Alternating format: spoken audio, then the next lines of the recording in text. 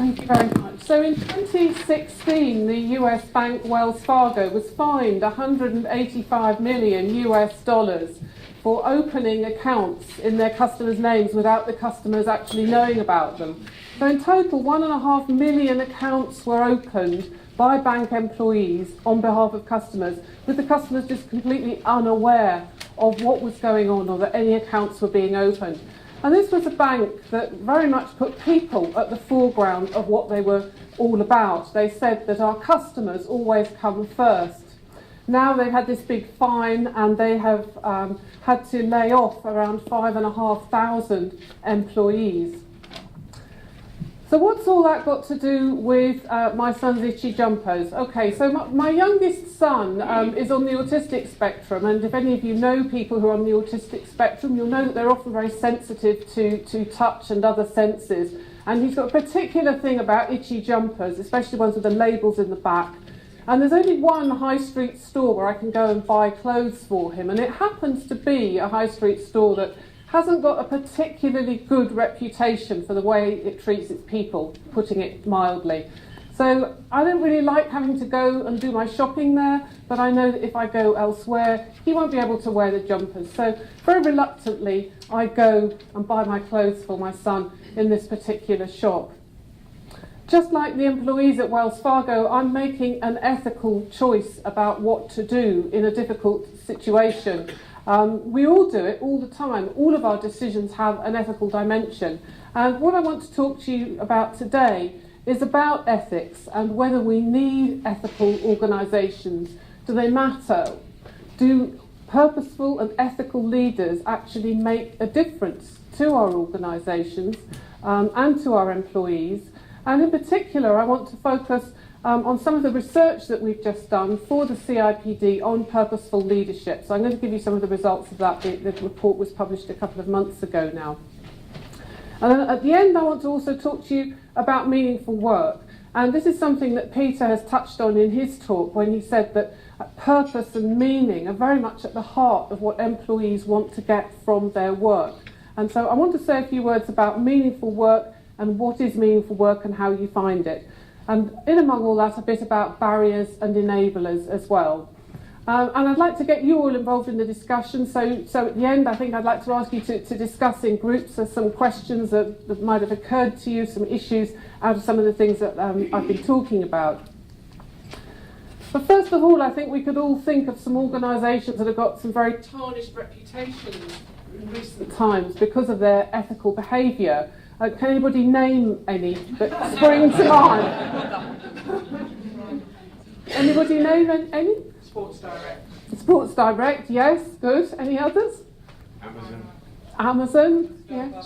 Starbucks, yes. Uber, yeah. There's a long list. Bell Pottinger, Petrobras, Facebook. Lots of other organisations have come in the firing line from an ethical perspective. And this is really quite puzzling when you think about the huge risks that organisations run by not getting their ethics right. So not only significant fines, but also loss of business, loss of reputation, but still they do it. Perhaps, oops, sorry, what's happening now? Oh, there we go. But perhaps it's just the big businesses that do this. Perhaps the small businesses, perhaps here we can find more ethical practice. And I'm thinking here about, in this particular example, about some of the new organisations that are springing up, particularly cafes and artisanal food and drink products around the hipster movement. So some of you might have hipsters in your family. I don't think I have it in mind, but I think, you know, I think that they're a really interesting new addition to society, really. The whole idea behind the hipster movement, and it's not actually a social movement as such, is that the focus is on social protest. It's about doing things ethically and authentically. So having your authentic chocolate or your beer or your coffee. But at the same time, they've become to be associated with some quite negative practices. So some of you may have heard of the Mars Brothers chocolate brand. So this is very famous in America, very expensive chocolate. And they've been accused of melting down commercial chocolate and passing it off as their own artisanal chocolate and selling it for $10 a bar. They deny the charges, but the charges are still out there in the public domain. And of course, there have been a lot of protests as well about the hipster movement and hipster cafes. A couple of years ago, there was some quite violent protests at the Serial Killer Cafe on Brick Lane by people who are saying, well, actually, the hipsters, that what they're doing is they're driving up costs in a previously working class area and pricing local people out of being able to afford to live there. So there's some quite violent protests. So we can't always assume that small ethical organisations are in fact living up to the hype. Nevertheless, we are seeing calls from many organisations, including of course the CIPD, for a focus on more than just short-term profits. And Peter mentioned the triple bottom line in his talk, so a focus on people, purpose, as well as profit. And the need for organisations increasingly, as we look to the future, to focus on these other aspects of performance and not just to look at the short term. So we've seen calls even from organisations, not just the CIPD, but for example the World Economic Forum in Davos, talking about the importance of leadership in the environment where we need organisations with more purpose, ethics and authenticity, and calling on leaders to very much step up to the plate and assume their role of ethical leadership. So how are leaders actually doing in this scenario? Are they measuring up to the demands that we're placing on them nowadays and looking into the future as well? So these figures are taken from a recent survey by the Institute for Business Ethics, and you'll see that only around 47% of people think that business can't be trusted. So that's nearly half of people think that actually we can't really trust business, and that's a global figure. And in the UK, fewer than 50% believe that British businesses behave ethically, and the credibility of chief executives was found to be at an all-time low of around 37%. And these are really very troubling figures. And when they asked as well executives, would you be willing to behave unethically if it was going to be in your benefit in some way? And so 33%, a third, said that in an economic downturn they could justify unethical behaviour, and almost half said that they could justify unethical behaviour if it was to meet financial targets. So if we're talking about the triple bottom line in our organisations, it seems that we're quite a way off from that still at the moment.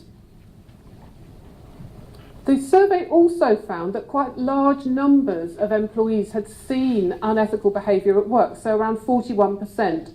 And most of this, so 60%, actually involved a manager. So it wasn't just shop floor workers, it involved a manager. And if you think about what happened at Wells Fargo, clearly the managers knew what was going on. They were being incentivised to make sure that they increased sales. The employees said, well, we had to do it. We were being asked to increase our sales. We had these targets to meet. And so it's the management of our organisations that's setting a context where it's not easy for people to behave ethically, even if they want to. And although around two-thirds of people said that they reported unethical conduct, some of those, a significant proportion, so 21%, said they faced some kind of retribution for that. And I don't know if that's something that you've come across yourselves in your own careers, if you've seen that happen. Certainly, in the research that we've just done for the CIPD on purposeful leadership, it was one of the things we asked about.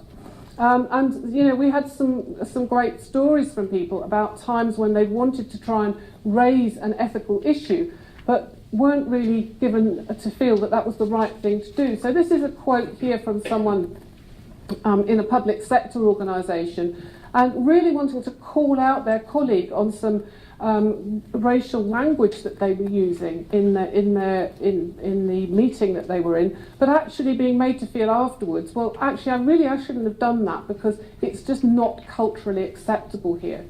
So there's a lot around organisational cultures that make ethics very difficult to pursue as an ideal, and a lot of that is, as I said earlier, is really down to the role of leaders and managers.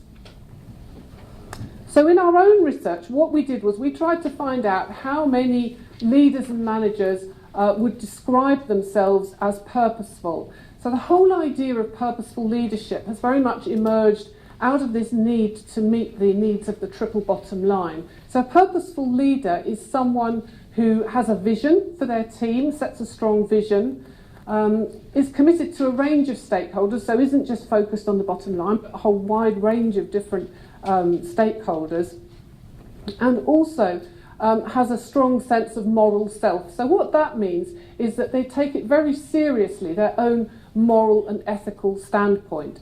And we asked a sample of people across the working population in the UK who were managers whether they rated themselves highly on this. And only 21% of people in the UK who were working as managers rated themselves highly as purposeful leaders.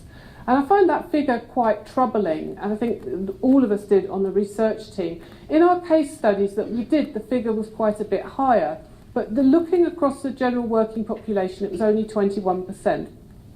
And if you take the one dimension of moral self, so the importance that people attach to their moral and ethical code, that figure was just 8%. And that is really very troubling indeed. We also, to try and get a broader view, we asked employees themselves whether they think that their leader behaves ethically. And here 40% of employees across the board said that yes, my leader behaves ethically.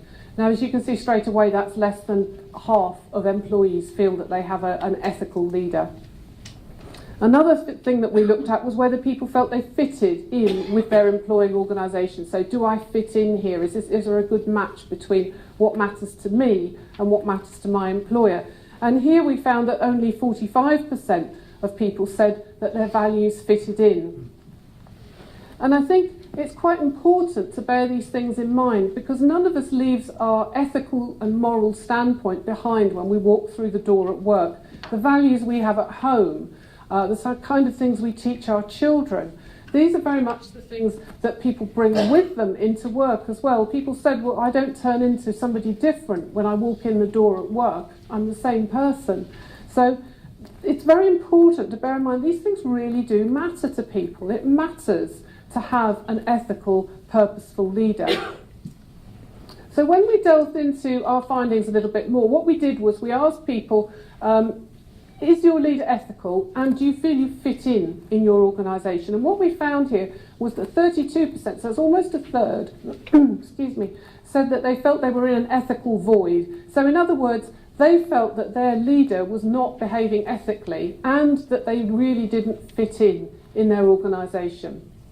And that is quite a troubling figure.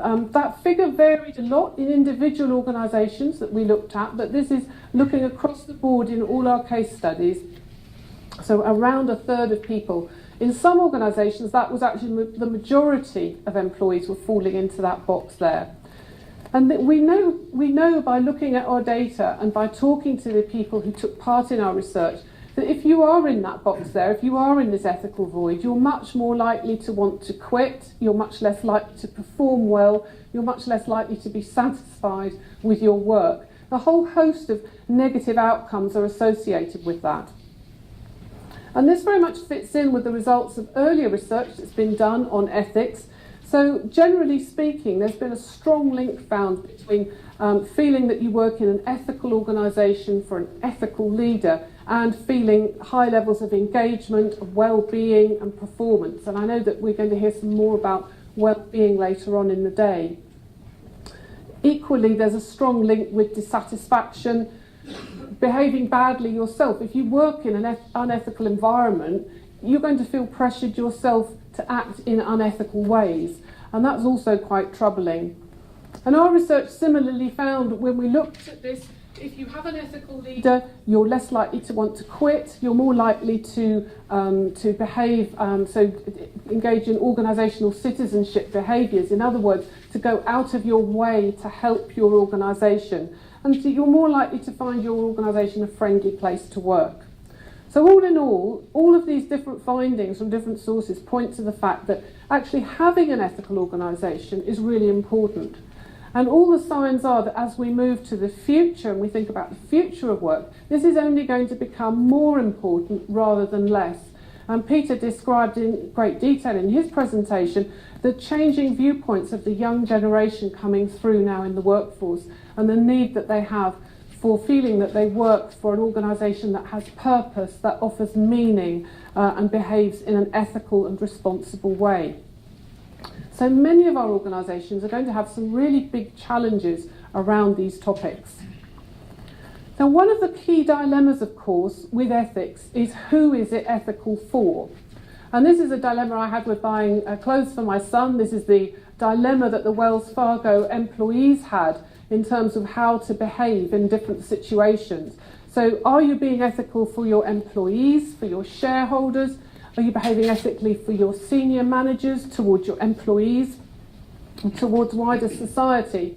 Now, it might be the case, of course, that your behaviour can be ethical for all of those constituencies, but it's more likely to be the case that you have to make compromises and choices about that. And that was kind of summed up quite well in one of the quotes that we had from one of our interviewees. I'll just give you a moment just to read that.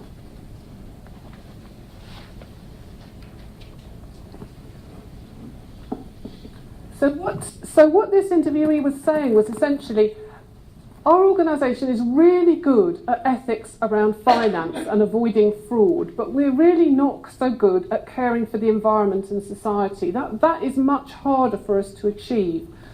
And that is probably very true, I think, for quite a lot of organisations. And I'd be interested to hear later whether you think that that's true for you as well.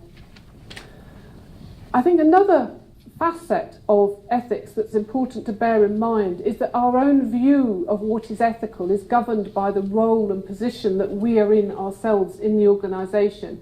So some interesting research was done by the Institute for Employment Studies that found that what HR thinks are the key ethical issues around, for example, fairness, implementing practices correctly, making sure that there's no discrimination, are not necessarily the same things that matter most to employees. They might be more concerned, for example, with making sure that employees are treated fairly, they're not lied to, that the processes are fair in regards to treating employees well.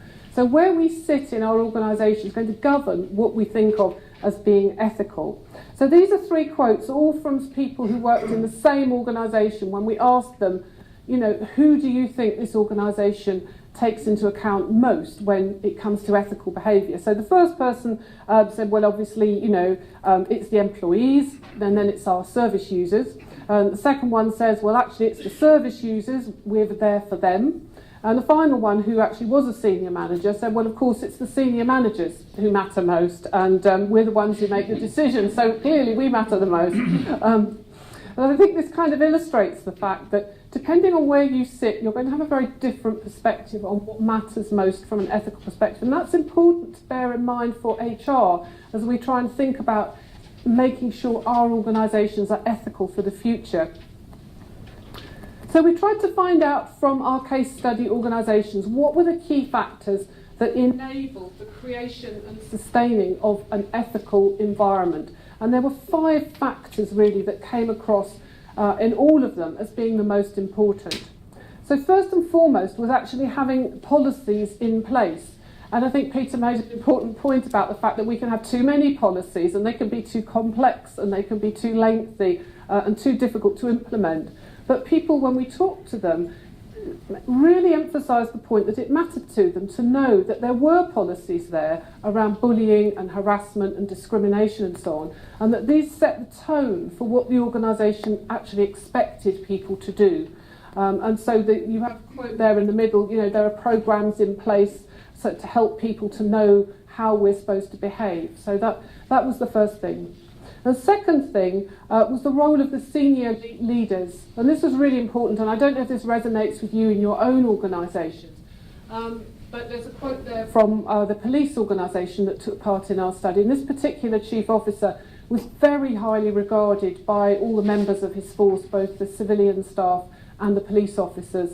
And he was very much hands-on. He would go out in the patrol cars with the officers and see what was going on and really try and understand the organisation and set a very strong moral and ethical tone for that particular police force. So the senior leaders played a really important role, and where people felt their senior leader set a bad example, it was very difficult then for that to filter down through the organisation in a positive way. So having those senior leader role models was very important. The next thing that people talked about was of having HR processes and policies that focused on values, that bore in mind, what are the real values of this organisation and how are they implemented through everything that the HR department is trying to achieve. So if we think back to Wells Fargo, these employees were presumably operating in an environment where the main incentive was sales. That was what they were rewarded for. So that was what the organisation got. They didn't really do much to reinforce the value of putting the customer first, which was what the bank, in theory, espoused. Training and development was also mentioned, and it was really nice actually to see the importance that people attached to these HR policies and practices that they experienced in terms of ethics. People spontaneously mentioned all of these things, and particularly the notion that training and development, so that people really understood what they were supposed to be doing, could really play an important role here. And then finally, having a culture of openness where it was okay to challenge people, where people felt empowered to say, actually, I don't think that's right, I don't think that's ethical, and felt that they wouldn't suffer any penalty as a result of that. And so the quote at the bottom there was talking very much about having a shared view about the organisation, what the organisation was all about and wanted to achieve. And these things very much served as the enablers of an ethical climate. Constraints, on the other hand, and again, I'd be interested to see later on in the discussion whether perhaps some of these are things you've experienced as well. People talked about short-term focus, so having to focus on short-term performance, short-term profits, rather than being able to stand back and take a longer-term view. And resources was key in this. So people said, well, actually, we want to be ethical, we want to do the right thing, but we haven't got enough time, we haven't got the right resources. And that's really summed up in the quote at the top. You're working really hard and you're really stressed, and perhaps the first thing to go in those sort of circumstances is your focus on ethics. So that was a concern there that people had. The third one was lack of clarity and focus, so not really knowing what the organisation was all about. What were the values? What's the organisation's goal? What's its purpose? So what bigger ideal is it trying to contribute to? So where people didn't really know what that was, or there were perhaps multiple visions in place, people got really confused and weren't able to sort of focus on ethical behaviour. Remote senior leaders, that's kind of an obvious one, so where people felt that they didn't really know what the leadership team was all about. Things like bureaucracy and hierarchy also got in the way. So where there were layers and layers of things going on, so in the quote over here, we had this person saying, well, actually, there is a vision at the top, but then it gets filtered down through the layers, and each manager on the way down, they've got their own vision as well and values, and then by the time it gets down to us, we really actually don't really know what it is we're meant to be doing, what the values are, what the vision is, what we should be focusing on from an ethical perspective. So the hierarchy can get in the way of that clarity of vision at the top, really making its way through to the employees. And finally, and sometimes, this one's perhaps easier to forget, the nature of the work that people do can also impede the development of an ethical culture. So this was a great quote here from one of the police officers that we talked to, talking about the dilemma of really trying to call out a colleague's unethical behaviour. If you call out your colleague one day, you say, well, actually, I don't think you're behaving in a very ethical way. The next day, you're out in a life-threatening situation that you've got to deal with, and the day before, you said, well, actually, this colleague here, they've done something and I don't like it, but now you're relying on them to really save your life. So the nature of the work that you do can really impact on the ability of organisations to implement the best intentions around ethics. So there's an awful lot going on in terms of ethics that makes things hard for organisations to deal with. But there also seems to be an ethical vacuum somewhere within the British workforce where there seem to be significant numbers of people in leadership positions where ethics comes quite low down the list of priorities. And that I find a little bit troubling, to say the least, because how are we going to have these ethical organisations that our employees want to work in if our leaders aren't stepping up to the plate and really creating the culture and environment for ethics? Now, building on the idea of ethics and taking that perhaps a little stage further, I want to say some words to you about meaningful work. So if you're treating your employees ethically, one of the key things you need to think about is making sure that the work that they do is worthwhile and is meaningful to them. And Peter mentioned meaningful work in his talk earlier. So this is some ideas from a paper I had published with my colleague Adrian Madden last year in the Sloan Management Review. And so just if you haven't really come across the idea of meaningful work before, and some people haven't, so it's not familiar to everybody, so you can trace a lot of the thinking on meaningful work back to this man here. I don't know if anybody recognises him. Does anybody recognise this man?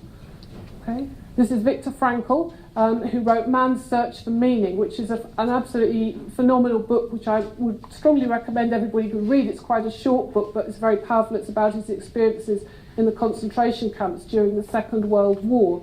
And of course, what Frankl said was that even in the most difficult of circumstances, people have an innate need and wish to find meaning in what they do. So it's part of our human nature. We can't avoid it. We're looking to understand and make sense of and find meaning in the situations that we find ourselves. But he also importantly said that meaningfulness, isn't the same as happiness. So whereas happiness is to do with a kind of short-term, isn't this great kind of thing, meaningfulness can be quite challenging and it can be quite difficult for people to deal with. Meaningfulness, when I talk about meaningfulness, people sometimes say to me, well, isn't that just for older workers? You know, you maybe get to your 50s and so you start to think, well, actually, you know, maybe I've paid off the mortgage, the children are launched, maybe what you're then looking for is meaningfulness. But actually, all the research has shown, and Peter mentioned it in his presentation as well, this is very much what young people want in work. They want a sense of meaning and they want a sense of purpose about what they do. And research has shown that people are actually willing to give up part of their salary to have a job that has more meaning and purpose, rather than actually carry on working for this unethical type of organisation where they don't really feel that they fit in and they don't feel that sense of connection.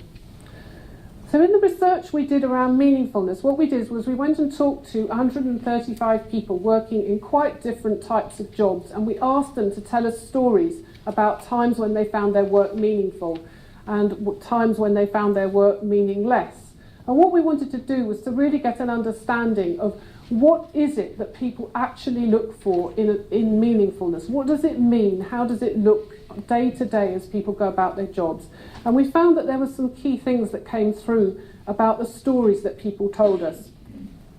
So first and foremost, all of the stories were based on the fact that people had done a really good job. So nobody said, do you know what, I went to work today and I did a really bad job, but it was really meaningful. So nobody said that. Everybody said, I went in, I worked really hard, and it might have been quite difficult at times, but actually I found it meaningful because I was challenged and stretched. So this quote here is from one of the street sweepers that we talked to. And he was talking about the sense of meaningfulness that he derived when he finished sweeping the street and it looked really nice and clean at the end, and he could really see that he'd done something and he'd made a contribution. So that was the foundation. And then on top of that, there were 6 kind of types of stories that people told, and these interwove with one another and were very much interconnected. So the first thing was a sense of contributing to something important. Now that thing could be, in this case, a cathedral stonemason talking about adding his particular stone that he'd been working on into repairing this ancient cathedral, and really having a sense of having contributed not just to the building and the history, but also to the local community and to the church as a whole. And it could be contributing in other ways through, for example, providing caring services or selling products to somebody and really helping someone to find what it is that they want in a shop if you're a shop worker. The next type of story that people told was very much about the hardships involved in meaningful work. So this is a quote from a nurse, and quite a lot of the nurses have said the same thing. And if you've got people in the nursing profession in your families, or you work in a hospital type environment, this probably resonate with you. But people were saying, well, actually, what makes my work meaningful is being able to be there at the end of people's lives and to make those final hours and days of somebody's life the best for them that they possibly could be. And that really is when I find my work meaningful. So for these nurses, obviously, this is very difficult work. I think many of us probably couldn't do this type of work. It would be quite emotionally challenging. But these were the times when they really found the meaning in what they were doing. The other thing about meaningfulness is it's not something we go in and we experience day in, day out, all the time in the work that we do. So we don't go to work on Monday morning, 9 o'clock, and we leave again on Friday at 5 o'clock, and through the whole of that time we found our work really, really meaningful. Okay, so meaningfulness is something that we experience episodically, so it comes in moments, and those moments can be quite unexpected. So in this particular case, we have a quote here from a woman who was trying to start her career as a writer. And this was in the old days, so some of you may remember typewriter ribbons, okay? So we've got younger people here. You used to have to put your ribbon in the typewriter, and so she was in a shop buying this typewriter ribbon, and this man came up to her and said, "Oh gosh, you must be a writer. You're buying a typewriter ribbon." And she was going to say, "Well, actually, no, I'm not a writer because I haven't really published anything yet." And then she thought, "Well, actually, no, I'm going to say yes, I am a writer." So she said, "Yes, I am a writer." And she went home. She took that typewriter ribbon, and then she wrote her first story. That she actually had published, and that was the start of her career as a writer. Now, she couldn't possibly have predicted that moment would happen when she went out to buy that typewriter ribbon. So these moments and these times when we suddenly realise that our work is meaningful, these will arise quite unexpectedly for us. The other thing about meaningfulness is that often we don't realise it at the time that it is meaningful. In the previous example, the lady that we spoke to, the writer, she reflected afterwards on what had happened. And this is a quote from an entrepreneur who's talking about the end of the year. They've had their Christmas party. He was the last one to leave. He was locking up the office and just paused to look and think, well, actually, it's getting bigger. There are more people working here now. This whole thing is growing. It's becoming more significant. And it was in that moment, looking back over the year and thinking, well, actually, things are really different now compared with where they were, that he was able to see how meaningful it had all become. The next thing that people talked about was a sense of doing things with other people. So it's not an isolated thing. This isn't to say that you can't find your work meaningful in an isolated kind of way, but ultimately, in some way or other, you have to feel connected with other people through your work in order to find it meaningful. So this was a person who'd set up a company that sold wool, and he was saying, well, actually, I could have done it all alone, and that would have been great, but it was the fact that I did it. I built up a team. There was a group of us. It was a sense of camaraderie, a sense of teamwork around that really helped him to find the meaning in what he'd been doing. And then finally, people, and this is probably something that's been going through your own mind since I started talking about meaningful work, because once I start talking about it, people then start immediately thinking about their own work and what is meaningful about their own work to them. And I think that that's a really important process to go through, because if we understand what makes our own work meaningful to us, we can then understand more what makes it meaningful to the other people working around us. Meaningfulness is a very personal thing. So this particular person, she ran a bakery business, and she wanted to set up and run a bakery because she wanted to make her grandfather proud of her. He'd also been a baker and had a very successful business. People talked a lot about their friends, their families, their hobbies, their life outside work when we asked them about meaningfulness. Now, I've done a lot of research over many, many years on all sorts of different things around employment, such as employee engagement. I've looked at the role of the HR department, HR strategies, job satisfaction. If you ask people about any of these things, they will not talk to you about their life outside work. But if you start to talk to people about meaningfulness, they immediately link it to what is happening outside work and themselves as a whole. And this really reminds us that actually we bring all of ourselves to work. We, as a holistic being, we bring everything to work. We don't leave part of ourselves behind. And it's important, I think, to remember that. So just very simply, that can be kind of combined together in the sense that people find their work meaningful when they feel they've done a job well, and then one or other or more of these other factors then come into play, and people then have a chance to reflect on how they've been able to work with others, on helping others to maybe to thrive or to alleviate other people's suffering, creating something that would last, and then to really think through, what does that mean to me as an individual? How does that resonate with who I am as a person? And then discover this sense of meaningfulness. Now, what we found, interestingly in our research, we were expecting that the drivers of meaningfulness would be the opposite factors from the things that destroyed meaningfulness. But actually we found they were very different things. So the things that caused people to find high levels of meaningfulness were not the opposite of those that destroyed meaningfulness. So whereas meaningfulness appeared to be something that was very personal to people, where the meaningfulness was being destroyed, this seemed to fall very much at the feet of the organisation and the line manager, unfortunately. People didn't really talk about their line manager very much when they talked about meaningfulness, but they talked about them a lot when they talked about meaningless work. And so it seems to me that line managers have a very significant role to play in destroying the meaning that people find, but perhaps less of a role in actually actively creating it. And I'm going to say a little bit more about that in just a second. There are 7 things that really made the biggest difference in terms of destroying people's feelings of meaningfulness at work. Well, firstly, feeling that your values didn't fit with those of your organisation. And we looked at values fit earlier when I talked a little bit about ethics. So feeling you work somewhere where people just don't agree with you and they have a completely different set of values. The second one was lack of recognition. So in other words, feeling that you don't matter, you're inconsequential. The manager doesn't say hello or good morning to you when they come into the office, for example. The third one was being given pointless work to do. The shop assistants who were all asked to move the entire store design one week into a new design that they knew wouldn't work, and then being told a week later to move it all back again. Okay, being asked to do things where there's clearly no point really does make people wonder why they bother. Being treated unfairly, so being encouraged to apply for a promotion that realistically you've got no chance of getting. People found that very meaningless. Feeling disempowered and not really listened to. So the nurses who were told that they had to use a particular treatment regime for their patients that they didn't agree with because the sister in charge of the ward said that they had to. Being isolated from other people, so not feeling that sense of connection with the people around you, not being part of a team that worked well, a functional team.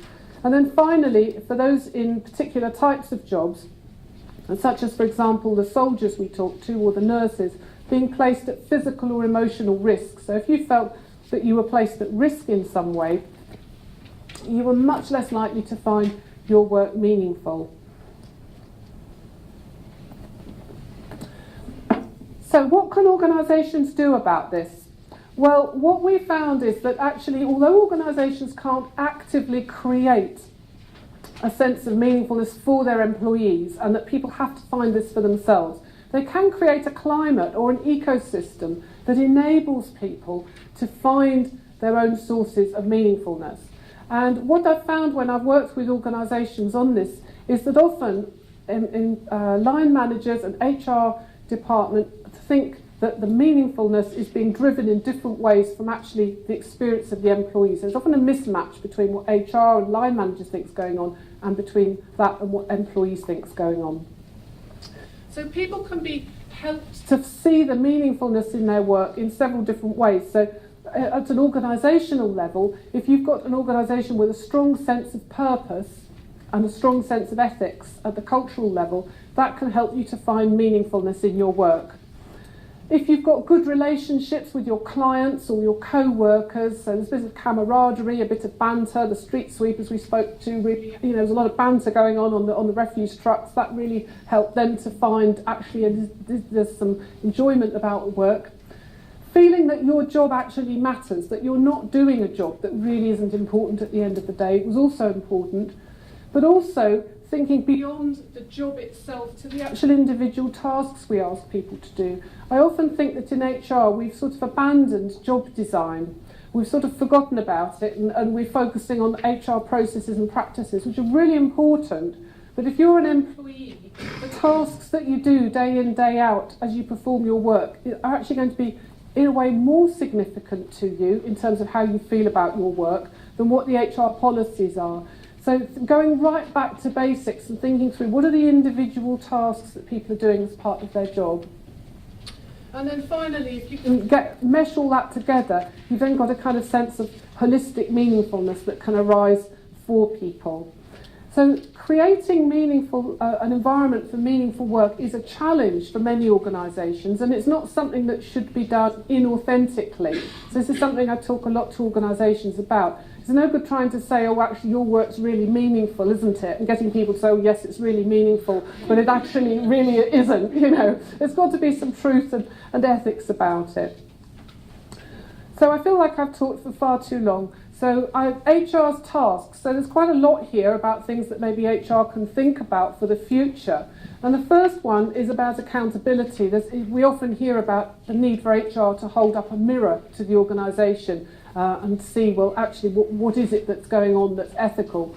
And that can be a difficult role for HR to fulfil because you sort of feel that you're being put in the policeman role, and that can be a bit uncomfortable. But this whole sense of actually one of HR's important tasks is to hold the organisation as a whole accountable. So where was the HR department in Wells Fargo? What were they doing while this was all going on? The second is taking a long-term view rather than a short-term view. And Peter's talked, extensively in his talk about, some of the really big issues that HR is having to deal with. And it's very easy to get distracted by the day-to-day things that we have to deal with. So taking a long-term view. The third is thinking about sustainability. So how sustainable are our processes? How sustainable is our culture as we look to the future? Climate, culture are absolutely fundamental to that, and Peter talked about those in his talk as well. So do we have an environment where people feel that they're able and empowered to call out unethical behaviour or not? Presumably not at Wells Fargo. The next thing is about balance. So we talked earlier about the different stakeholders that you have to think about from an ethical perspective.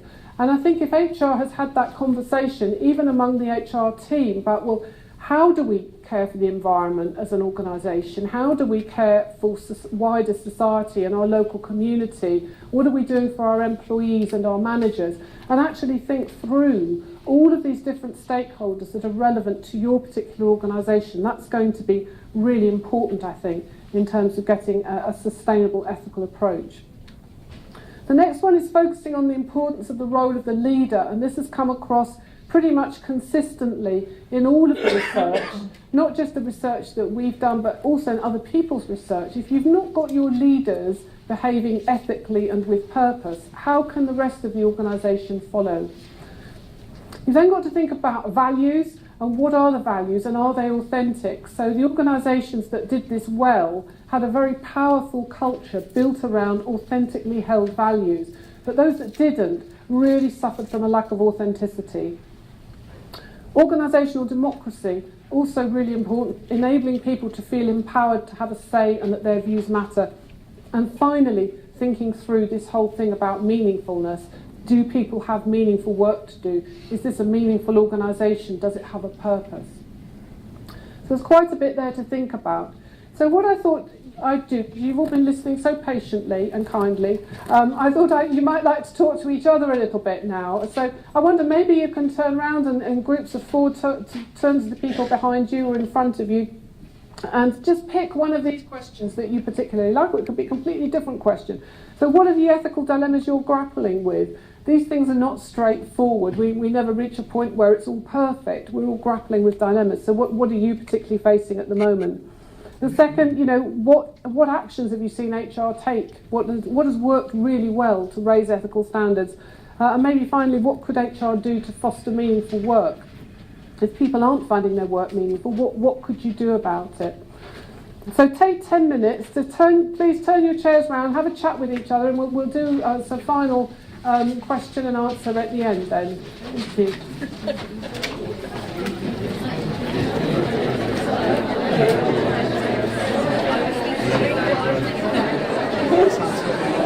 Okay, so who would like to share some thoughts with the rest of us? Who's got some really interesting either questions or some ideas? I pass you the mic. Has anybody got any thoughts they'd like to share?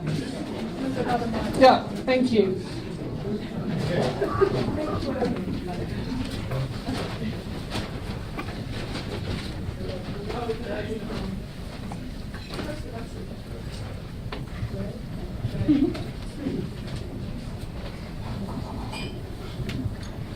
We had a conversation around the triple P and the bottom line. We were wondering where planet comes into it if we're talking about ethical, sustainable businesses, whether it should be a quadruple bottom line. That's a really important point, yes, absolutely. I think the planet should be in there. The environment is absolutely critical, and so many organisations really struggle with this. So yes, absolutely agree. I don't know if the rest of you will agree with that. Planet should be in. Okay, so we added another P. Right. Okay, so any other groups? Who would like to share some thoughts with us? Yes, Dawn. Yes, we were talking about, actually got on to, Dawn Howard from Sussex, I'm a colleague of Katie's, we got on to public sector pay actually, and talking about senior leaders' pay, and we were talking about the university sector's been in the news recently with senior leaders getting paid so much. And one of the colleagues here made a point that she works in a call centre, and because the pay is so poor that actually employees are stealing the toilet rolls out of the toilet. And we were talking about, well, where's the ethics in that? So we don't have an answer, but I just thought it was a really interesting point. So yeah, I think it's right. I think the whole question about in-work poverty is absolutely critical, and I'm sure Peter would agree with this. It's one of the most urgent questions that we've got to tackle. If people can't even afford to buy the basics, we can't even start a discussion about meaningful work. So yes, it's absolutely critical. Good point. Thank you. Anybody else? Anybody else? I think this is the one that isn't working. Just a point that sometimes we see with clients or even in the news, that there's sometimes a difference between the mission and the ethical label that an organisation or especially large companies will put to the world, and then the actual ethical practice internally in terms of how they manage their staff, how they manage their volunteers or their contracts. So, yeah, and even in SMEs you see that as well, where even charities who may have a mission which is very ethical, but actually they don't actually apply that in practice and don't manage staff or processes ethically. I think that's really important, and we saw that recently, of course, with Kids Company, didn't we? Probably the most high-profile collapse of a charity in recent times. But yes, it has to be authentic, it has to be real, otherwise there's just no point. And employees see through this straight away, and if it's not authentic, then at Wells Fargo, one of their mantras was, the customer is the first. Well, clearly the customer wasn't first, because the customer was having all these accounts opened in their name, which they didn't know about. So, they're clearly not living their values. And I think this is one of the perennial challenges that HR faces, is really actually authentically living the values. They're not just things written on a piece of paper somewhere that people have forgotten about. Thank you. So we have this. It was just more a bit of the theme that we were talking about, a group of us, it's quite interesting in terms of communication. I think seemed to be a core theme, irrespective of whether you're a large global corporate organisation or a smaller business, or we were just talking about the trends of generally around cultural diversity and still bringing the challenges around ethics and people feeling that they're able to challenge, or it being a family-run business versus it being a small business, sort of, and the implications on mergers and takeovers as well. So there's just so much going on. It all seems to have massive knock-on effects, but communication was quite a key thing. Yes, I think that's a really good point, and I didn't really mention communication, but actually it is fundamental to all of those things, isn't it? Because if you've not got the right culture of communication in place, people don't feel they can raise concerns. So a friend of mine used to work for a small family business, but she couldn't go anywhere with any concerns because they're all related to each other. So she was the only employee there. So what could she do? It was a really difficult situation, and so not just the big business office problems, the small ones do as well. You're absolutely right. So I think where's Sarah? Have we got I'm here. One more? Yes, question? absolutely. Right. One more. Final one?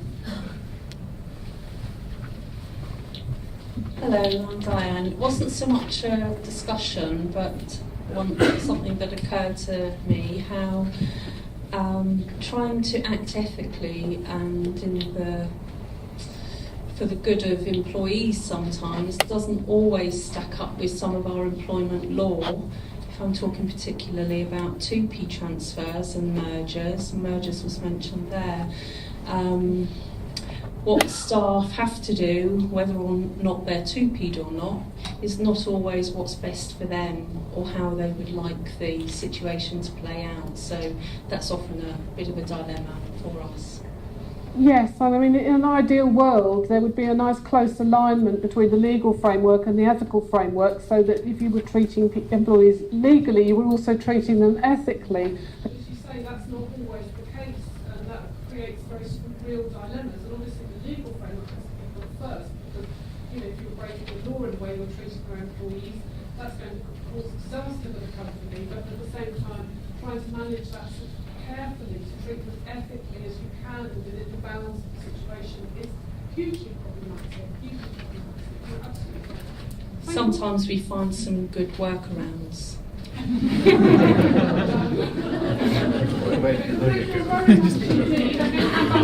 Thank you. So before I go any further, let's thank